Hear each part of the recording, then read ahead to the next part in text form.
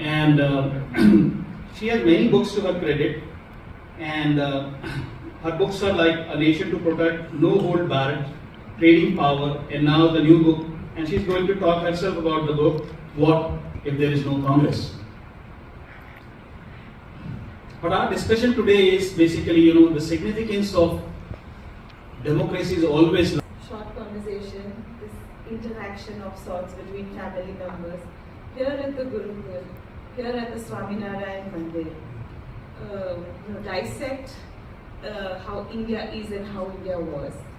And very recently I heard some urban planners discuss why kinds of open spaces, and they were on temples, where the best kind of community building happened. So I'm glad that we're doing it here. This is where we build communities in time immemorial.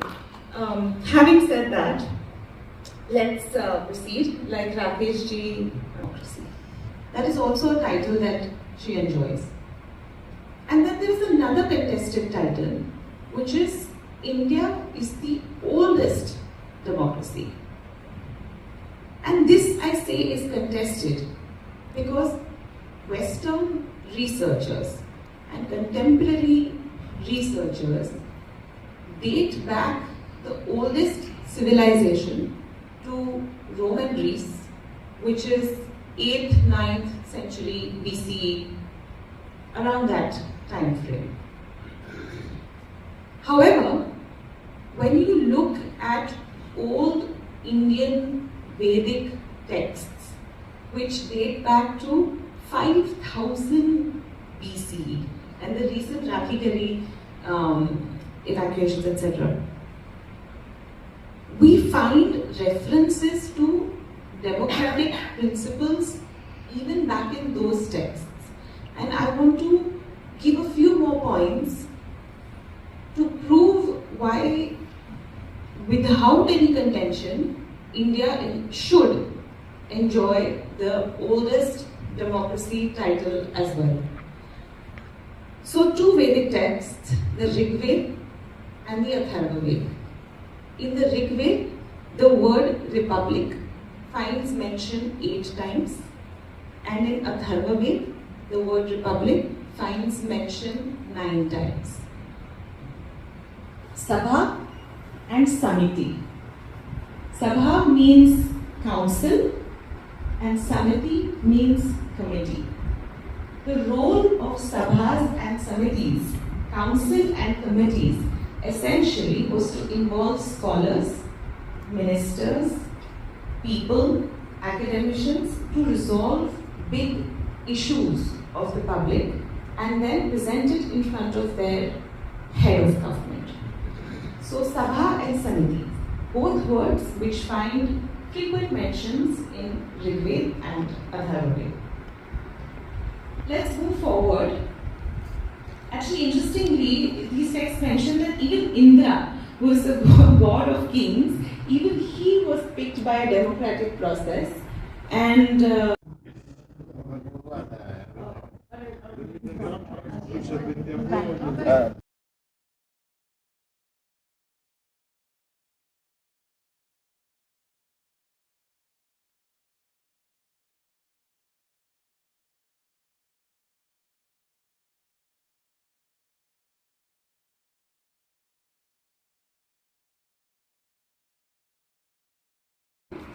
now that we've established that we truly were the oldest form of democracy, and any kind of preaching that comes our way about our democratic practices or democratic principles, now we have the self-confidence to understand that we can and will resolve these issues internally by looking for the truth in our roots versus getting influenced by what the West preaches us. So, moving on. The Indian elections that we are going through currently, our Prime Minister also calls them Loktantra Ka Parv, which is the festival of democracy. पर्व का उत्सव मनाया जाता है. just like a festival. So to celebrate this Utsav, to celebrate this Parv, the Indian government has in fact invited representatives of 25 countries to observe the grandeur and the expertise of the Indian elections. So we have observers from 25 countries to see how the country with the largest population, the largest democracy, how it conducts free and fair elections, the results of which every single person in the country accepts. You guys understand? Obviously, after the elections, both countries will work even closely together on several issues. I do want to speak about some of the issues that are vital to both countries, and both countries see benefit in collaboration. So in the Viksit Bharat 2047 goal that we have, which means that our Prime Minister, and now because of him the entire country, envisions that by 2047 India will be a developed nation. And this is not just, thank you, and this is not just kuch bol diya, this is planned. So in 2014, we were a fragile 5 economy in the world. Fragile 5 means we were one of those 5 economies that could fall anytime. Our condition could be like Pakistan or Sri Lanka's. But from there, in 10 years, now we are the top 5 economy of the world. And thanks to Prime Minister Modi's sound economics. And not only that, the icing on the cake is that in another 2 years, we'll be the 3rd largest economy. The 3rd largest economy. That we are not privy to. So hopefully some of those insights will come out through our discussions here. So one of the things that we always talk about is that, democracy, right? Democracy, we all understand what democracy is. But a couple of points. Democracy, is that a universal understanding? Everybody understands. There is a general understanding about democracy, what it is, but everybody has a different understanding of democracy. But by default, we take democracy is the Western notion of democracy. Okay, so for example, my democracy is Ram Raj. Okay, in India, right? And here, bearing my arms is democracy here. Okay, so there's no tight compartment of democracy. We all understand differently. Our take on, we have had 2 phases of elections so far. And everybody's talking about the interest and low voters turnout. Do you have any idea what's going on, why there is, and if this is going to be something that will affect the elections? This is cordless microphone. Yeah, cordless.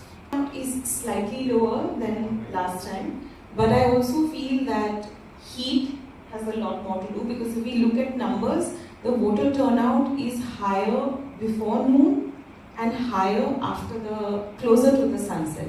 So heat does have one aspect. Is it going to impact the results? I don't think so, because the seats that have gone into elections in these first 2 phases, about 180, 190 seats, the NDA, the BJP and its allies, won about 85, 90 seats out of these seats last time. So these are their 50% success rate seats anyway. So I don't think that they have anything to be concerned about. It's now in phase 3 and phase 4 where there's strong areas where BJP and NDA is strong, they go into elections. So I think the voter turnout in those areas will be very exciting. And influence of the Muslim League party through and through, essentially essentially every few pages in the Congress manifesto, they have a sentence or a couple of sentences which essentially allude to how they will preserve personal interests of Muslim minorities and how they will take particular care of Muslim minorities, how they will allow them to follow their personal laws. Now, this is manifesto language, but what that translates to is that some of these personal laws are problematic in a country which is a secular country. So if you marry several times and you have that many children and your personal laws are generally not similar to personal laws of any other religions that coexist in India. But the Congress party only wants to take care of that one vote bank. Because see, they are calling it a minority, but in truth it is the second largest majority population of India. आएगी, गली गली मेरे भारत की वृंदावन बन जाएगी. काशी, मथुरा और अयोध्या में एक साथ ललकारा है. गर्व से कहो हम हिंदू हैं, हिंदुस्तान हमारा है. भारत माता की जय. High Commissioner in Delhi, and whatever they did, but MEA protest. yeah, it's a fine. So once again, I think it is very important to recollect how the Khalistan issue started. So after Indira Gandhi lost elections, her maniac son Sanjay Gandhi promised her that Hindi everybody understands, that Agla Chunav, next election, we will win on the following narrative, that Indira Gandhi is saving moderate Sikhs and Hindus of the country from extremist Sikhs. At that point, there were no extremist Sikhs in the country. So in order to create this narrative, they had to create extremist Sikhs in the country. Bhindranwala. For this to happen, they interviewed several Sikh sons, out of which Sant Bhindranwale was one of them. And they found Sant Bhindranwale to be a risk taker as compared to the other sons, so he was hired. He was given money. Dal Khalsa, another organization, was created to demand Khalistan, which is a separate Sikh state. This was all done so Indira Gandhi could slay the monster that she created and reinforce the I am Durga image and win the next election. Away from the homeland, but really wish to see it one day at par with some of these other Western nations, or even better, because we are rooted in culture and we are rooted in Sanatan. So it's very exciting to see that when we become that superpower, what we will bring on the table, on the global table. So there is incredible excitement for Modi 3.0, and I am very, very certain that it is going to come true on 4th June. So 4 June, 400 par. Certain Bhatakti Atma in Maharashtra, who started bhatkaving 35 years ago. And he's such a haunted soul, this particular person that the Prime Minister was talking about, that consistently in the last 30-35 years, he has not only tried to break his own party and other governments, but he's not been able to keep the state free of anti-national elements either. Sharad Pawar. There we go, Mr. Sharad Pawar. Yes. So because of that, what he brought into Maharashtra politics is empowering criminals and empowering strong men in every district. Now these strong men would control that district and spread so much sort of violence and terror and gundaism that is what the politics revolved around. And then other parties also had to end up doing the same thing to be able to compete with that gentleman. Performed along with the priest of the temple, Ayagna, and I can tell you he performed with full devotion and divinity. So Rohit ji also have a letter of appreciation for the temple. So round